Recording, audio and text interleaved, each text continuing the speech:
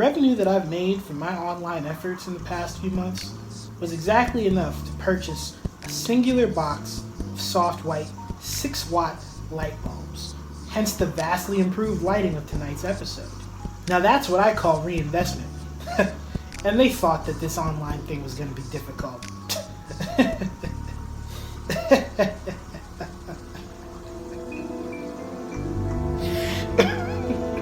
Everybody's gone to bed and sleep battled. We're up all night instead. Games and movies are our sweet reveries. We present 3 a.m. Soliloquies.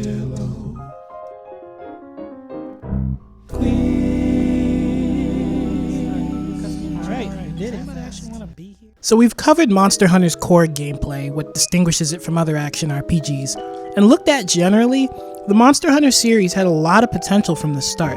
But that's the key word here, potential. It was the word a lot of Western critics used to describe the series in its infantile stages.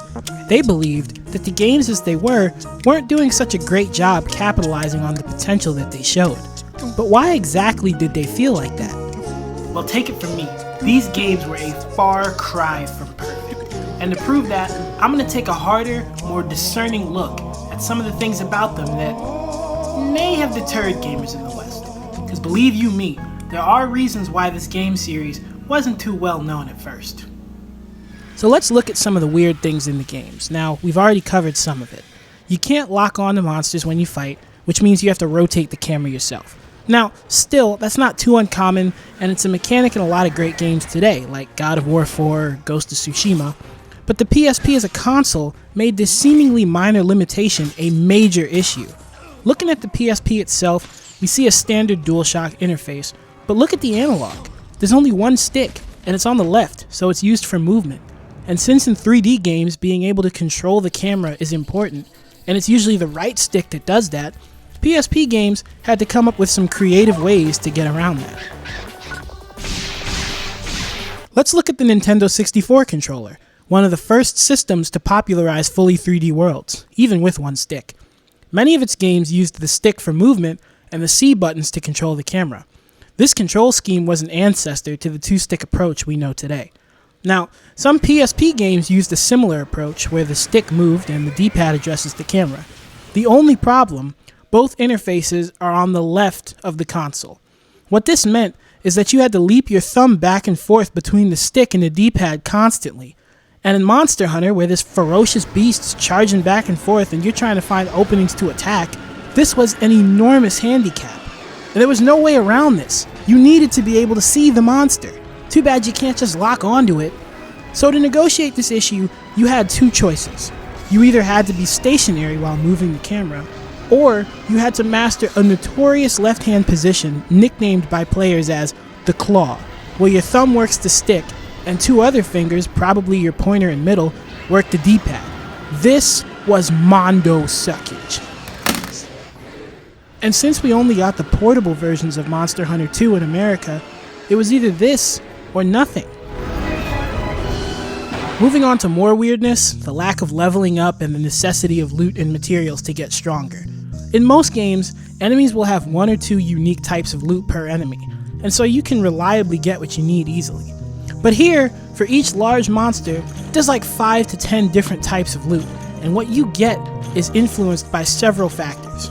Broken parts, captured or slain, how many monsters hunted, quest rank, it all affects what you get and how likely you are to get it.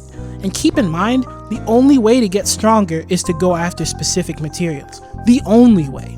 So it sucks that even when you do everything right, you aren't guaranteed the item you earned. For example, you'd think that if you cut a monster's tail off, you get the tail, but it doesn't always work like that. One time, I cut a monster's tail off 8 attempts in a row and didn't get a single tail from it. Because items are never guaranteed and the rare items are always necessary for the good equipment, you'll find yourself doing a lot of grinding. The random and unreliable nature of obtaining materials in Monster Hunter is so infamous that it actually birthed a rumor in the community concerning a so-called desire sensor. Apparently, according to believers, each game in the series has a complex algorithm that takes things like your in-game transactions, the weapon trees you're progressing through, the type of monsters you tend to go after, and even how long you spend at the smithy looking at certain equipment. And then somehow, by analyzing and assimilating all that data, the game can actually predict what materials you're trying to get and actively withhold them from you. Now, some might ask, do I believe the desire sensor exists? Well, you heard my story about the 8 tails, and that story is true, so that's up for you to decide. The point is, you're often at the mercy of RNGesus in terms of character progression, and that is a position that many players understandably chafe in. And speaking of grinding for equipment, let's talk about weapons. In Monster Hunter, excusing generations, nothing you do will have as much an impact on the gameplay as your weapon choice. Gen 1 offered 7 weapons, but Gen 2 upped your selections to 11. You can use any of them from the start, but they all handle differently, with different strengths and trade-offs. Great swords are very powerful, but slow as hell. Long swords are just as strong, but you can't block with them. Hunting horns let you play songs that give you buffs, but they're difficult to fight with. Dual swords offer swift, agile combos, but you have no defense whatsoever. Essentially, choosing your weapon is the closest thing to picking a character class. The reason I bring this up is that not all weapons are created equal. Let's say you're fighting a monster with heavy armor, like a Basarios or Gravios. Regular attacks bounce right off these assholes. As a kid, I was a longsword user because that's the easiest weapon to be good with. But in these fights, longsword sucks because it can't swing through. Meanwhile, a couple weapons, like the lance, are garbage in many situations. No weapon is suited equally for every battle. Now, some people may defend this by saying that it encourages you to experiment and change your weapons up. A fair defense, but unless you're someone who can just completely swap control schemes and playstyles on a dime, that's not really viable, especially since monsters get trickier and trickier as the game goes on, and the last thing you want to do is try to fight a tough monster with a weapon you haven't mastered. And that's without factoring in how much grinding it would take to maintain a chest of several different weapon types. Finally, let's take an honest, objective look at the most contentious thing in the series.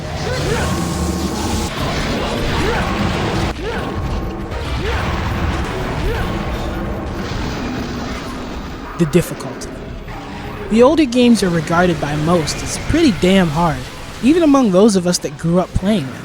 But the exact line between a steep learning curve and straight up BS is debated.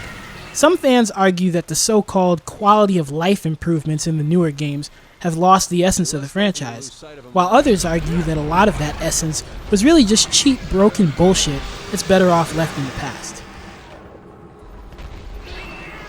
I've seen and heard a lot of arguments on either side of the debate, and I've been wanting to weigh in for a while now. But since this is a matter of evolution, we can't fully answer this question until after we've gone through the entire series. So for now, we're going to talk solely about Gen 2. Now keep in mind, I grew up playing these games. When I revisited Monster Hunter Freedom Unite to film these episodes, I was expecting a much more painful experience than what I actually got. Surprisingly, even after getting used to the improvements of later entries, this game is still pretty playable. Well, mostly. The claw is still a major issue, but if you play on the PS Vita, you can map the right stick to the D-pad, and boom, the bane of hunters everywhere, solved. So besides the camera, there's 3 big things that suck about Gen 2. 1, gathering. You need to bring specific items on quests to gather. That's fine. You need to have a sharp eye to spot gathering points. That's fine too. You have limited space to carry items. Still perfectly fine. Where I draw the line is this. Your gathering items can break, which is okay, but gathering points don't tell you when they've run out. The only way you know is you get this message telling you that there's nothing left to get. But sometimes you'll keep swinging thinking there's more, when in actuality you just wasted an item for nothing. And even worse, gathering points are part of the environment, so you gotta try and remember what points you've already gathered from, or else risk wasting more time in items.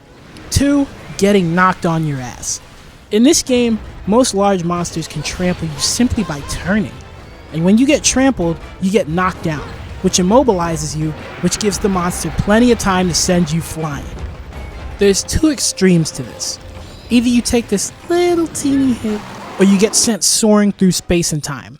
And often, you'll get shoved into a corner where you're completely unable to retaliate or dodge.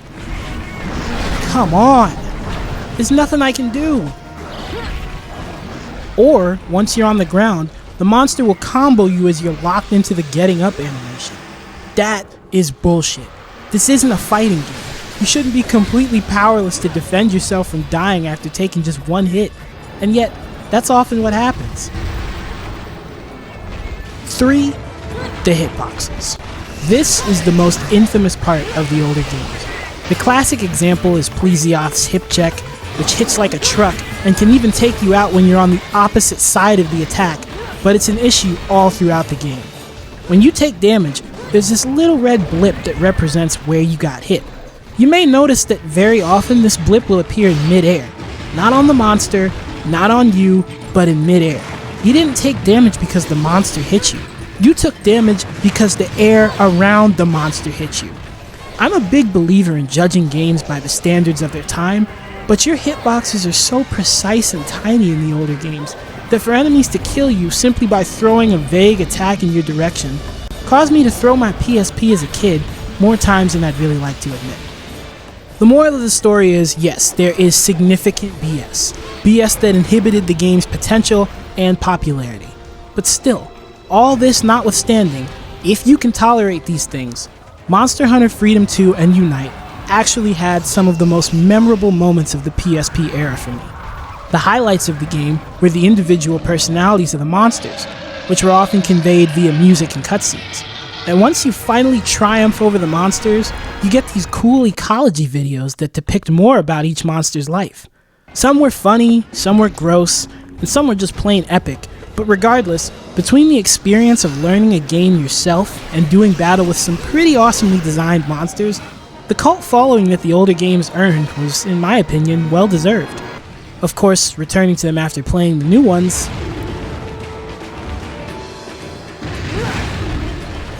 isn't quite as enjoyable. So, that does it for Gen 1 and 2. In spite of all the cheap bullshit, these games were genuinely good experiences that really rewarded the player for being willing to teach themselves and having patience.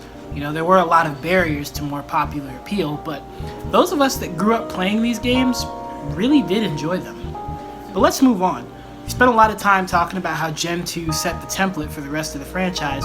Now it's time to talk about the first major overhaul that Monster Hunter received to its core mechanics.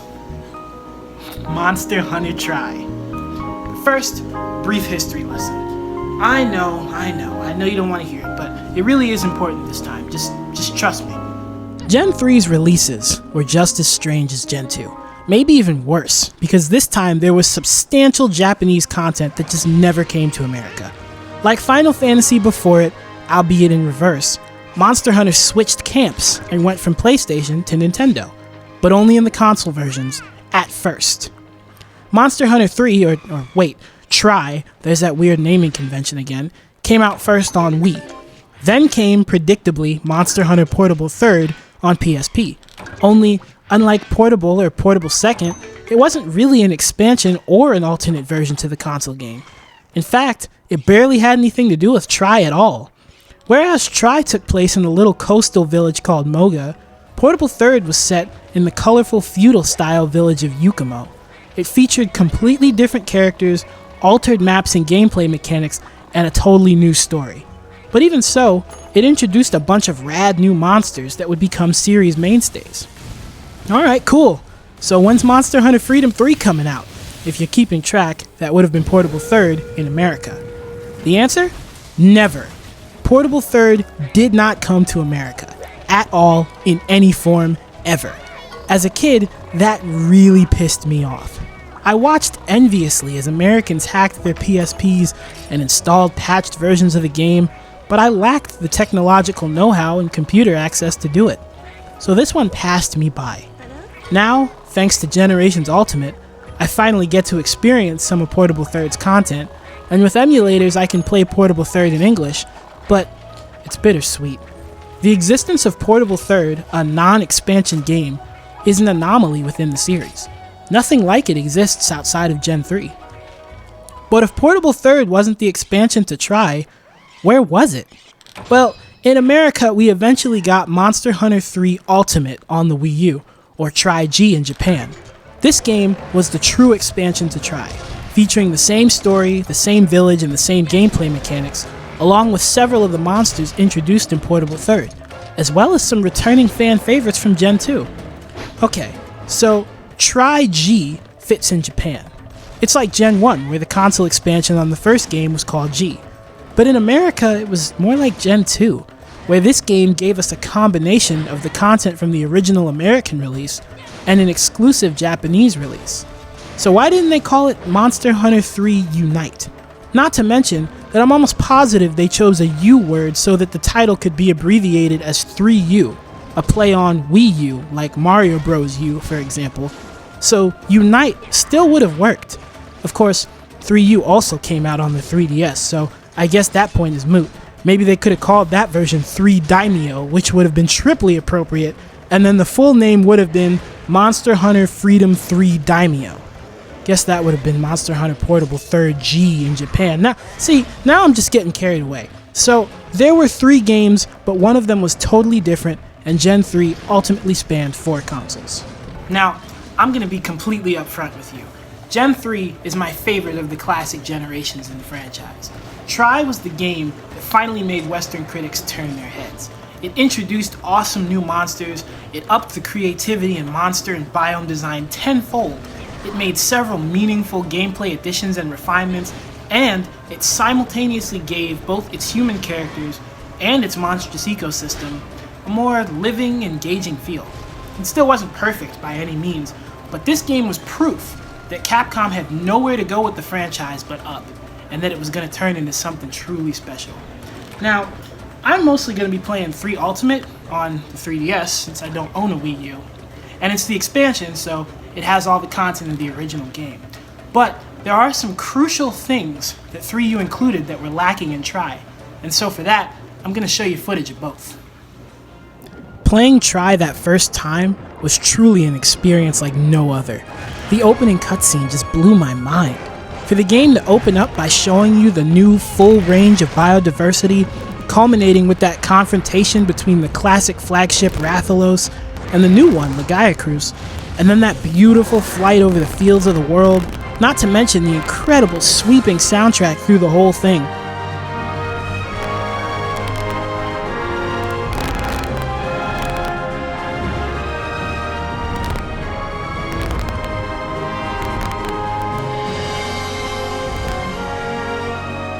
It was the most exciting scene in any Monster Hunter game up to that point. And as if to emphasize the vibrant new ecosystem and the vastness of the world even further, the hunters don't even show up until the end. And when they do, they're just as awestruck as you. That was the perfect prelude to a game so burned into my memory that, even now, I consider 3 Ultimate to be the best pre-Gen 5 game in the whole series. So what makes it so special? Well, let's start with the gameplay. Tri made both big structural additions and small tweaking refinements. The most obvious change is, in addition to land, the game also takes place underwater. Exploration and combat underwater take place in all directions as opposed to exclusively horizontal like on land, and this added depth meant that maps could be larger and more interesting than previous games. Combat itself is smoother than ever before. Every weapon has new abilities enabling them to better adapt to a wider range of battle situations, addressing one of my Gen 2 complaints. And finally, there's more than just the 2 extremes. Monsters no longer constantly knock you down by moving, and unless you really get whooped, you don't get sent soaring. Most attacks will send you into this new animation where you fly back but land on your feet. These might seem like small additions, but the combat flows so much faster because of them, and they help keep annoyance down, as well as making it tougher for monsters to unfairly combo you, thus fixing one of my big 3 complaints. Of course, with these improvements for the player, the monsters, the real stars, have been improved as well. AI patterns in Gen 1 and 2 were relegated strictly to a pattern of turn, turn, attack. Turn, turn, attack. Turn, turn, attack. Now, monsters respond more actively to the player's position and strategies. They'll make active movements to be in position to attack, and they have many ways to chain their attacks together, both on land and underwater. As for the monsters themselves, for the first time in the series, there's true variety. In Gen 1 and 2, many monsters structurally were identical, but with Monster Hunter Tri, for the first time, monsters are truly unique, and for the most part, you're fighting an all-new roster. Great Jaggy can sick its pack on you, Royal Ludroth prefers to fight underwater, Kurupika will actually summon other large monsters to do its dirty work, although this doesn't always work out in its favor. Giganox will lay eggs and let its brood join the fight. Gobool is a giant anglerfish that can change its shape. Battles in Tri are always exciting and full of energy and life. Real life. Gone is the static, stilted feeling. The movements of the Jaggy especially were the most lifelike I'd seen in any game when I first played Tri. This game also introduced two new types of monsters. The Leviathans, swimming monsters, and the Brute Wyverns, theropods that more resemble tyrannosaurs than dragons. Of course, new creative monster design requires new creative biomes for them to inhabit, and Tri really outdid itself on this front. Gone are the standard dime-a-dozen maps of Gen 1 and 2. Replacing them are some truly creative new environments, like the Deserted Island, a tropical area featuring woods and caves, but also a vast coastal underwater realm. Or the Sandy Plains, which serve as the desert map, but also include a picturesque savanna. My most favorite of all is the Flooded Forest, which takes all the aspects of an ocean, a bayou, and a jungle caught in a constant monsoon, and throws them all together into this absolutely crazy map with a crazy monster to match. The Flooded Forest, Deserted Island, and Sandy Plains, to this day, are among my favorite maps in the franchise, and it's a damn shame that they didn't make it into more games. Even obtaining resources from the maps has been improved. Whereas Gen 1 and 2 vaguely placed indicators on the map like a crack in the wall or a tiny patch of mushrooms, Gen 3 places three-dimensional aesthetics that consistently serve as indicators of where you can gather. Mushrooms appear as branches with fungi on them, mining spots appear as bright rocks jutting from walls, and when you've gotten everything, instead of staying on the screen and possibly making you waste an item and confusing you when you return to the same area, the indicator will just disappear. All the unnecessary hassle and confusion of gathering has been excised in this game, addressing yet another of my big three complaints. And finally, the presentation of the game is just beautiful. Beyond just the graphics, which looked phenomenal on Wii, even better on Wii U, and still pretty damn good on 3DS, especially with the 3D active, monster animations are unique and gorgeous for each and every creature, even the small monsters. Their interactions, the hierarchy some creatures observe, it all goes a long, long way towards creating the first game in the series that seems kinda like you're interacting with a living, breathing world. And it's not just the monsters. The NPCs, their backstories and personalities, their interactions with you are dozens of times more interesting than anyone you talk to in the older games. And what ties together the vibrance of human interaction, monster behavior, world design, and gameplay in this game? One of the best soundtracks I'd heard at the time, and a candidate for the best in the franchise.